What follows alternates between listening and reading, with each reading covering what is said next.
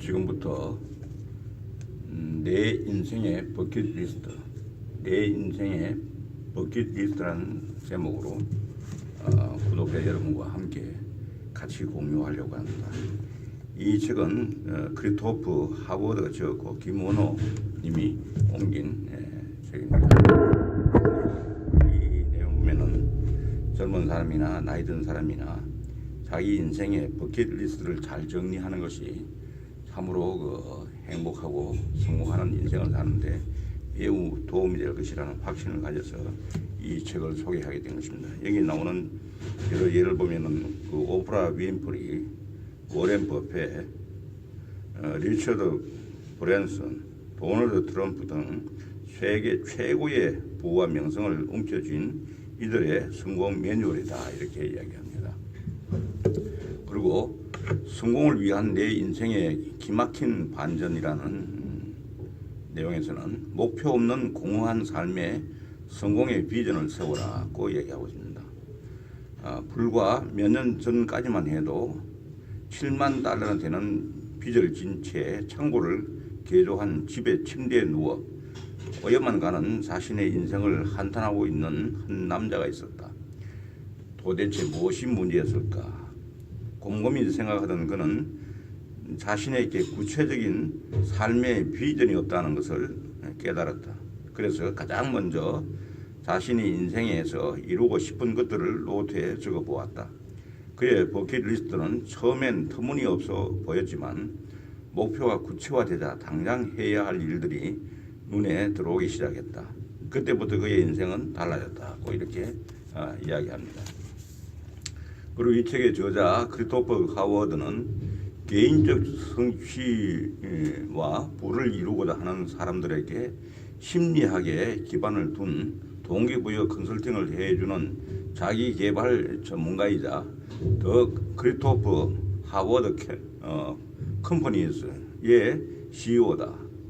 불과 몇 년 전만 해도 7만 달러의 빚을 진 이 제 창고를 개조한 집에 들어박혀 살았지만은 자신의 버킷리스트를 만든 이후에 확실히 달라졌다고 하는 부분을 앞에서 설명을 드렸습니다. 그래서 이 책을 보면은 크게 세 개의 장으로 나누어 있습니다. 먼저 파트 1은 구체적인 비전을 글로 적어라. 파트 2는 성공한 사람들을 벤치마킹하라. 파트 3은 커뮤니케이션을 능하라 이렇게 합니다. 그래서 이 제목들을 보면 다 여기에 버킷리스트 작성에 도움이 되고 참으로 우리 인생에서 유효한 그런 정보들을 주고 있습니다. 그래서 여기 내용 중에 앞부분에 그 머리말에서 보면은 분명 당시에 내 상황에서 봤을 때 내가 적었던 목표들 가운데 상당수는 도저히 실현 불가능한 것이었다. 마음속에는 불같은 열정이 있었지만 그런 열정을 현실화할 수 있는 아무런 기반도 없었던 것이다. 나는 과거 거의 파산 직전이었다. 당시에 나는 그러한 열정이 그 전과는 완전히 다른 새로운 삶으로 가는 길을 열어줄 거라고 생각지도 못했다. 그때 종이에 적었던 내 인생의 여러 목표들 가운데 5가지만 들자면 이렇다고 합니다. 첫째는 나는 언젠가 미국 전역을 돌아다니며 사람들을 상대로 강연을 할 것이다. 둘째는 나는 언젠가는 바다가 내려다 보이는 전망 좋은 사무실을 가질 것이다. 셋째는 나는 언젠가는 내가 정말로 좋아하는 일을 하는 직업을 가질 것이다.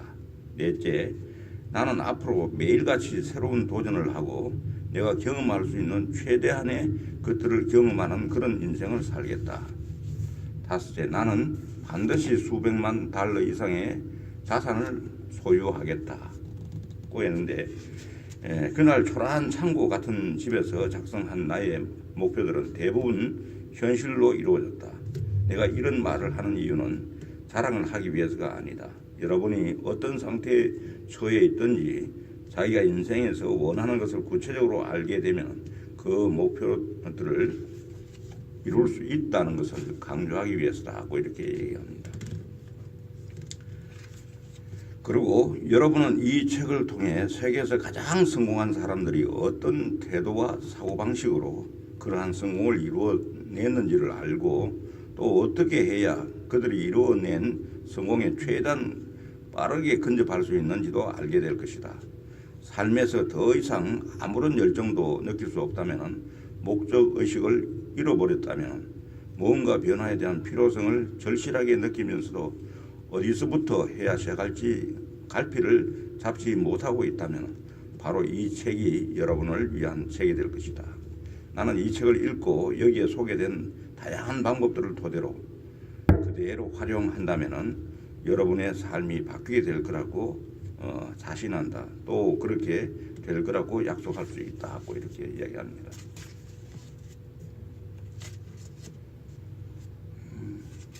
그리고 성공을 향해 나아가는데 가장 먼저 해야 할 1단계의 일은 지금 자신의 현실을 인식하고 자기가 원하는 삶이 무엇인지 구체적으로 살펴보는 것이다고 이야기합니다.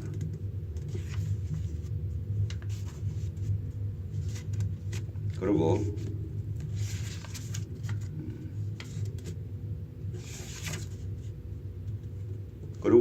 성공을 향한 그 다음 2단계에서의 일은 여러분 자신에게 맞는 역할 모델을 찾고 그에 대해 연구하는 일이다.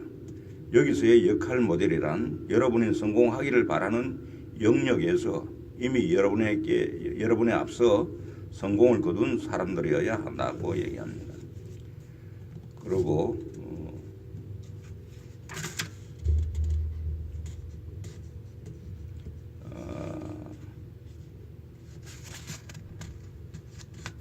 성공을 향한 마지막 3단계의 일은 다른 사람들과 함께 일하기 위한 리더십과 의사소통에 관한 능력을 최대한으로 키우는 것이다고 이야기합니다.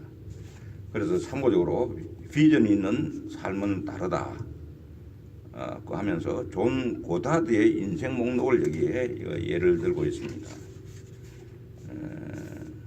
이게 존 고다드는 여기 예를 들면 탐말 장소는 예를 들면 이집트의 나일강, 원시 문화답사, 예를 들면은 뉴기니 섬, 브라질, 인도네시아의 보르네오 섬 이런 식으로 들어가고 등반할 산, 에베레스트 산, 세계 최고봉, 아르헨티나의 아콘카과 산, 메케니 산 이런 산들, 그다음에 배워야 할 것들, 의료 활동과 탐험 분야에서 많은 경력을 쌓을 것,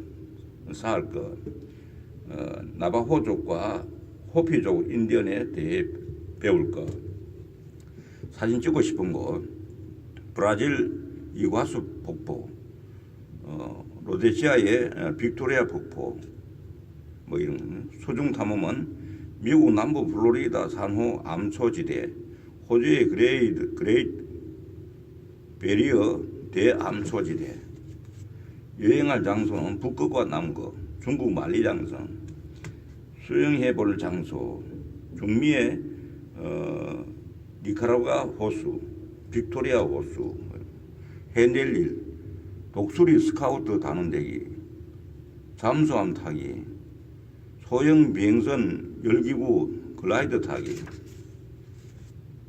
이런 걸 해서 여기에 총 127가지를 좀 나열하고 있습니다.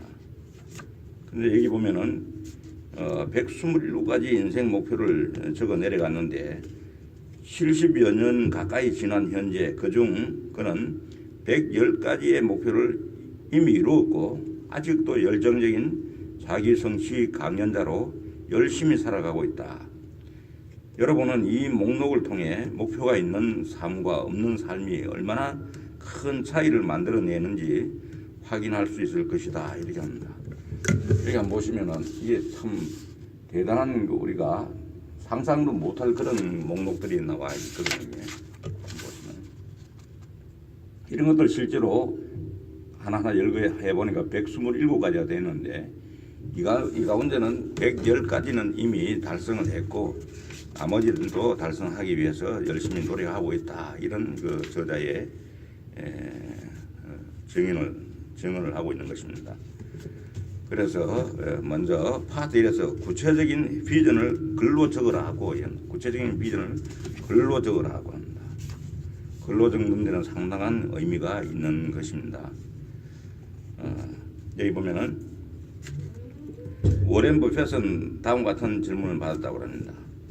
이제 전 세계에서 가장 돈이 많은 사람들 가운데 한 명이 되었는데 그 전과 달라진 점이 있다면 무엇입니까? 이렇게 물으니까 제가 하고자 하는 것은 무엇이든 할 수 있게 되었지요.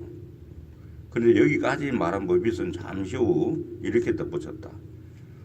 그러고 보니 그건 별로 달라진 게 아니네요. 저는 과거에도 늘 제가 하고자 하는 것은 무엇이든 해낼 수 있을 거라고 생각했으니까요. 이렇게 합니다. 다음에 우리의 미래를 결정하는 것은 우리의 마음가짐이다. 조지 버나드 셔는 이렇게 말합니다. 합리적인 사람은 자신을 세상의 기준에 맞춥니다. 하지만 비합리적인 사람은 세상들어 자신의 기준에 맞추라고 요구하죠. 그래서 이 세상의 변화와 발전은 비합리적인 사람들에 의해 이루어집니다고 이야기합니다. 그 다음에 두 번째는 인생의 게임판 키우기입니다. 인생의 게임판 키우기.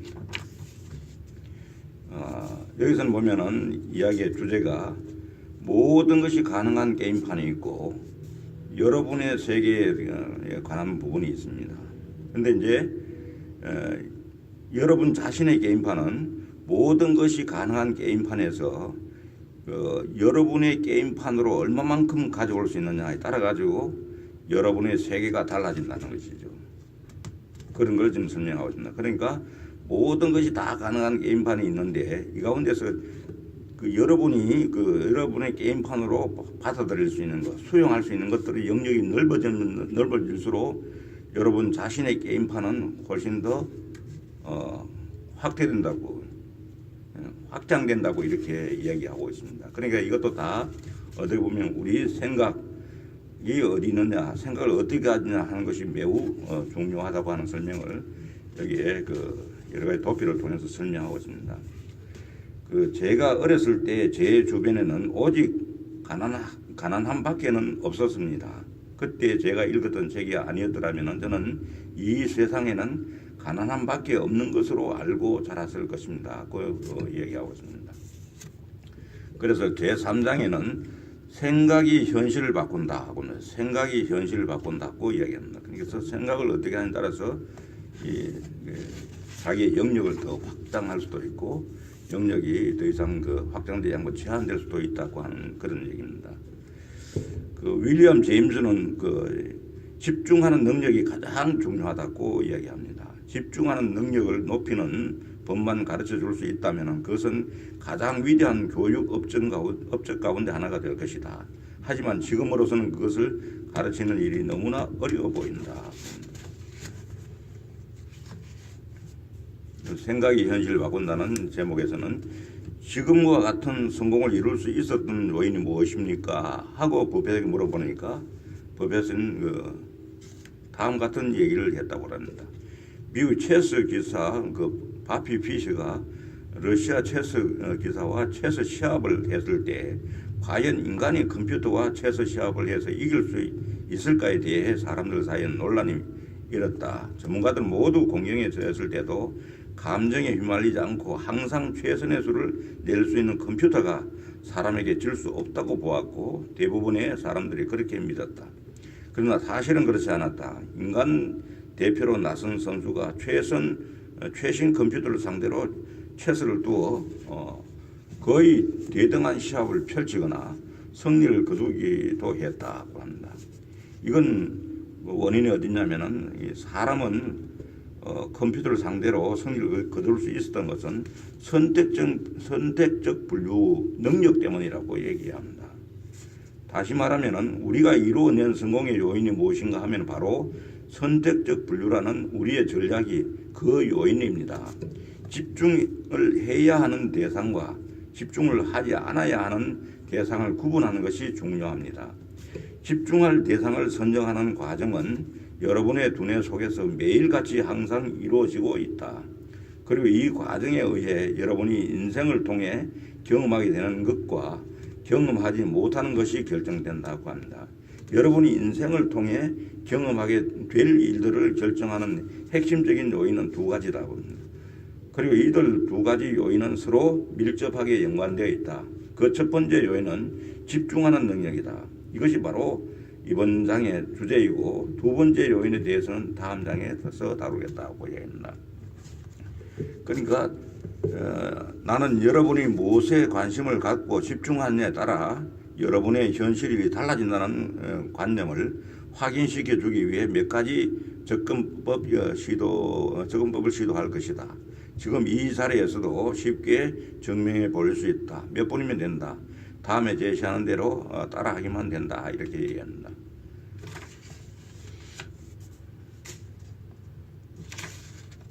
이게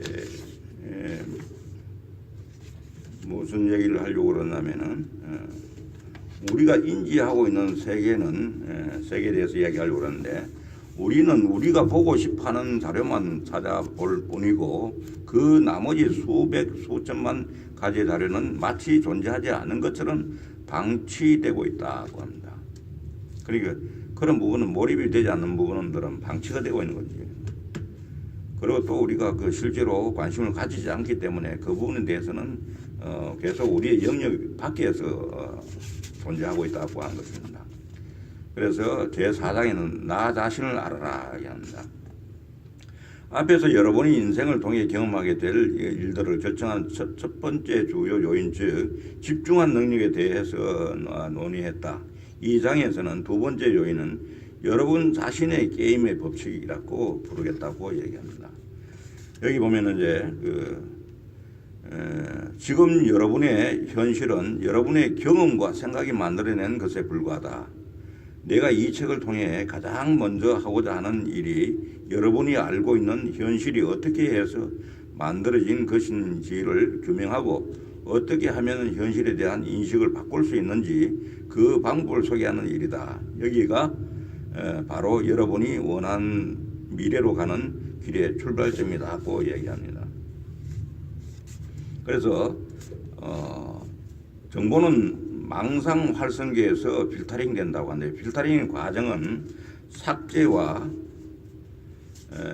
왜곡과 일반화, 이렇게 크게 세 가지 어떤 과정을 거친다고 합니다.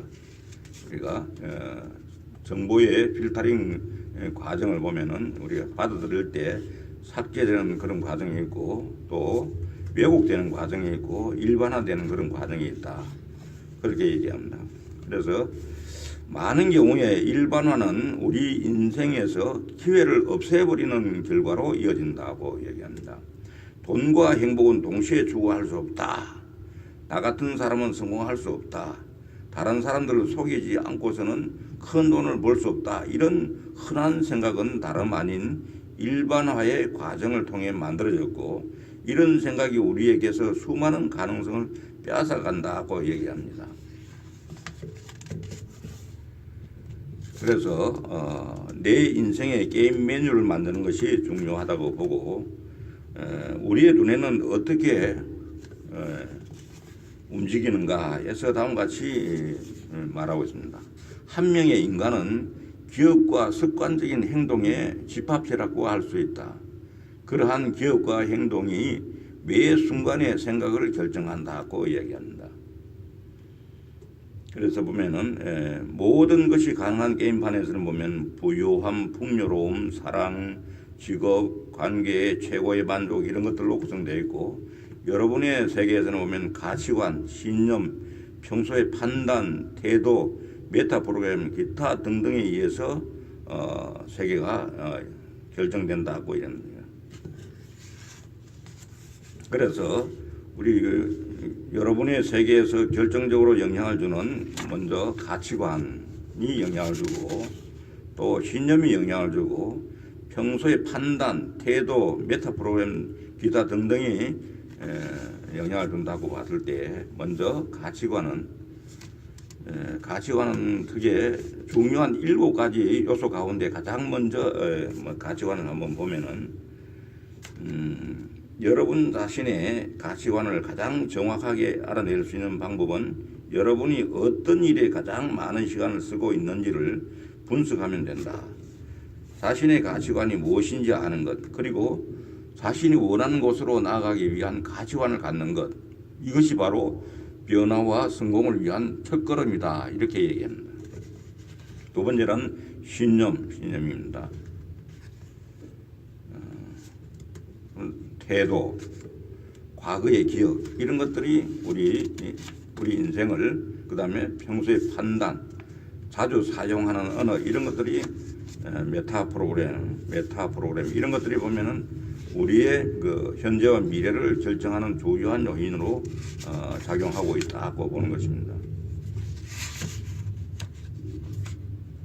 그래서 한 번 더 말씀드리면은 우리 내면의 필터에서는 우리의 태도, 가치관, 신념, 과거의 기억, 평소의 판단, 사용하는 언어, 메타 프로그램 등등에 의해서 그 우리 말하면은 우리 내면에 이 필터 역할을 하는 것입니다. 이 부분이 이런 걸 통해서 우리가 받아들이면 받아들이고 리젝트 할 것은 리젝트 한다고 이렇게 보는 관점입니다.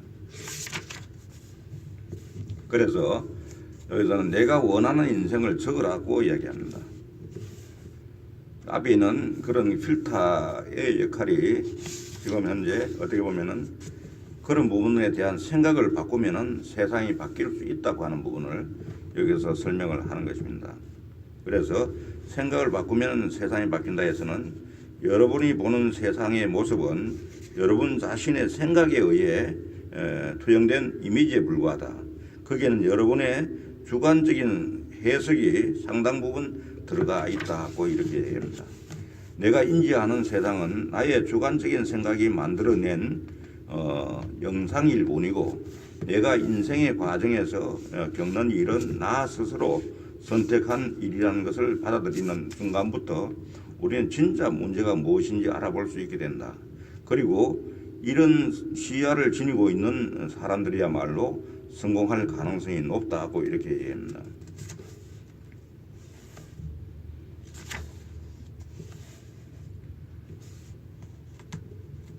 그래서 우리 내면의 게임 매뉴얼에서는 지금까지와는 다른 삶을 살고자 한다면 우리 내면의 게임 매뉴얼의 내용을 바꿀 필요가 있다고 이야기합니다. 그래서 여기서는 중요한 7가지의 요소들 가운데 메타 프로그램에 대해서 이미 자세히 살펴보았고 이제는 그 나머지 6가지의 요소들에 대해서 살펴보겠다고 합니다. 내 인생에서 가장 중요한 것은 무엇인가라는 부분에서 가치관은 여러분이 추구하는 구체적인 결과물의 내면적인 특성 혹은 그러한 결과물을 추구하는 이유 등을 의미한다고 이야기합니다.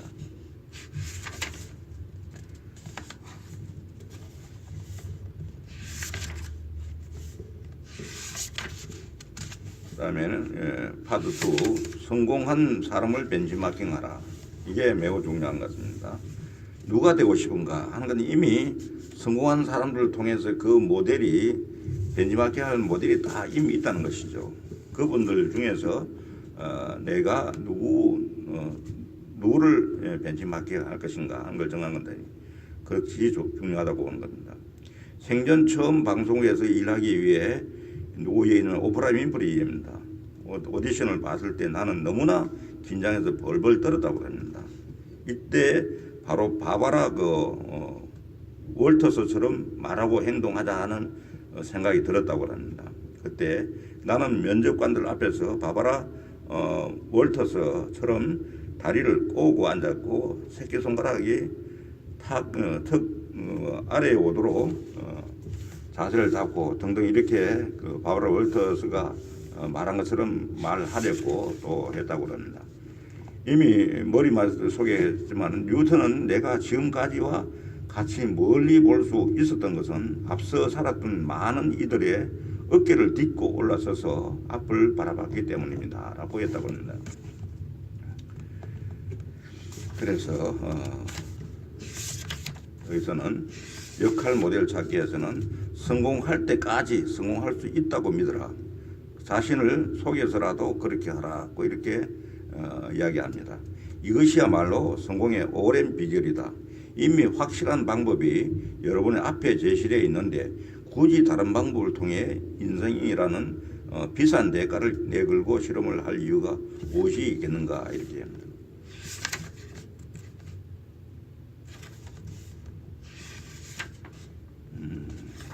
여기 이제 성공한 사람들의 게임 매뉴얼 중에서 가치관을 한번 보면은 삶을 이끌어가는 가장 강력한 주인을 지니고 있는 요소 가운데 하나가 가치관이며 이는 성공한 사람들의 삶을 들여다보면 더욱 분명하게 드러난다. 리처드 브랜슨의 가치관은 자신이 살 수 있는 최대한의 삶을 사는 것 그리고 재미있게 사는 것이다. 그리고 혁신적인 사업가 정신과 도전도 그에게는 중요한 가치관이다. 오프라 윈프리의 가치관은 항상 발전하는 것이고 도널드 트럼프의 가치관은 강하게 살고 승리하는 것이다. 팝 가수 셀린 디온의 가치관은 최고가 되는 것이고 마돈나의 가치관은 유명해지는 것이다. 이렇게 됩니다.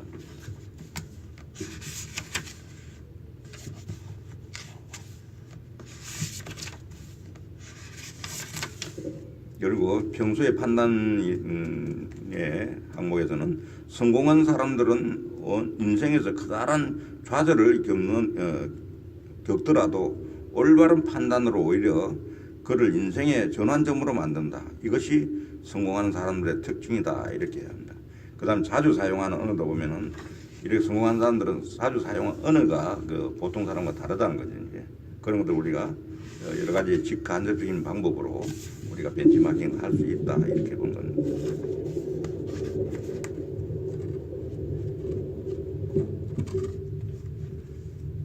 그리고 이제 여기 파트 3에 커뮤니케이션에 능하라. 이게는 커뮤니케이션에 능하라가 마법사들의 비밀은 무한 커뮤니케이션 능력에 있다고 합니다. 마법사의 비밀은 무한 커뮤니케이션 능력에 있다고 얘기합니다. 지금은 커뮤니케이션 시대다 이렇게 얘기하고 커뮤니케이션의 기본 태도를 보면은 여러분이 어떤 행동을 하든 아무 행동도 하지 않든 여러분이 어떤 말을 하든 아무 말도 하지 않든 여러분은 세상에 대해 어떤 의미를 전달하고 있는 셈이다. 여러분이 어떤 모임에 지각했다면 여러분은 이미 다른 사람들에게 어떤 의미를 전달하고 있는 것이다. 여러분의 체형도 다른 사람들에게 어떤 의미를 전달하고 있다.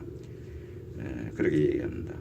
상대방의 언어로 얘기하라는 부분이 있습니다. 커뮤니케이션 상당히 중요한 부분은 상대방의 언어로 알아듣기 쉽게 해야 된다는 겁니다. 내 언어로 했을 때 그 소통이 제대로 안 되는 경우 전문적인 언어라든지 이런 부분들을 이야기하고 있는 것입니다. 그리고 특히 어린아이를 갖다가 이제 그 말씀 부리고 손가락을 빠는 그 6살짜리 애가 있었는데 얘를 이제 데리고 왔습니다. 그때 이 저자는 그 6살 때는 그렇게 당연하게 손가락을 빠는 것이 대부분 다 그렇게 하는 것이 당연하고 그건 특별한 예를 들면 잘못이 아니다. 그런데 7살이 됐을 때도 계속 밟고 있으면은 그것은 아주 나이에 어울리지 않고 어린애로서 그냥 저 이상 발전을 하지 않는 것이다. 그러니까 7살이 되었을 때는 그런 게 너도 계속해서 성장하는데 지장이 있을 수 있다고 하고 갔다 그럽니다. 그리고 난 뒤에 이제 이 애가 7살 생일이 됐을 때 그 얘기를 상기하면서 자연스럽게 손을 빠는 그런 습관이 없어졌다고 합니다. 이 말은 뭐냐면은 상대방의 수준에 맞게 상대방의 언어로 이렇게 말을 하는 하나 이해가 되겠습니다. 그리고 진실한 대화로 들어가는 출입문은 그 라포르라고 합니다. 라포르가 뭐냐면 이게 그 라포르가 잘 형성되어 있다면 무엇이든 가능하게 된다고 밀턴 에릭슨은 이야기하고 있는데 최고의 카리스마를 지니고 있다는 평을 듣는 사람들을 보면 공통적으로 발견되는 능력이 있다. 바로 처음 만나는 사람과도 짧은 시간 안에 서로 신뢰하는 우호적인 관계를 맺는다. 심리학에서는 사람들 사이에서 서로 잘 이해하고 속내를 드러놓을 수 있는 신뢰 관계가 형성된 경우를 라포르라고 합니다. 라포르 공감 능력이라고 합니다. 라포르가 형성된 사람들은 서로에 대한 동질감과 우호감을 갖게 되고 서로의 일에 대해 협력하는 마음을 가지게 됩니다. 다른 사람들과 라포르를 형성하는 능력은 학습할 수 있다. 뛰어난 리더가 되고자 한다면 반드시 갖추어야 한다고 이렇게 강조하고 있습니다. 인류학자 레이 버드위스텔은 인간의 커뮤니케이션은 언어에 크게 의존하지 않는다고 주장합니다. 인간의 커뮤니케이션의 55%는 표정과 몸짓에 의해 38%는 목소리의 톤에 의해 이루어지고 오직 7%만이 언어에 의해 이루어진다고 이렇게 했습니다. 그래서 협력을 잘 이끌어내는 리더는 표정과 몸짓 그리고 목소리 톤을 통제하고 그를 활용할 줄 알아야 한다고 이렇게 이야기합니다. 아무쪼록 이 책을 통해서 우리가 얻을 수 있는 것은 내 인생의 버킷리스트를 잘 작성하고 이걸 우리의 생각과 이런 자기 한계를 스스로 깨뜨림으로 해서 전혀 불가능해 보이는 그런 버킷리스트도 충분히 달성할 수 있는 그런 어떤 방법을 구체적으로 이렇게 제시하고 있습니다.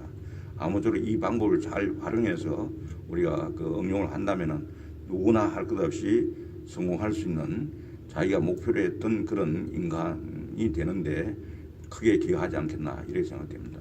감사합니다.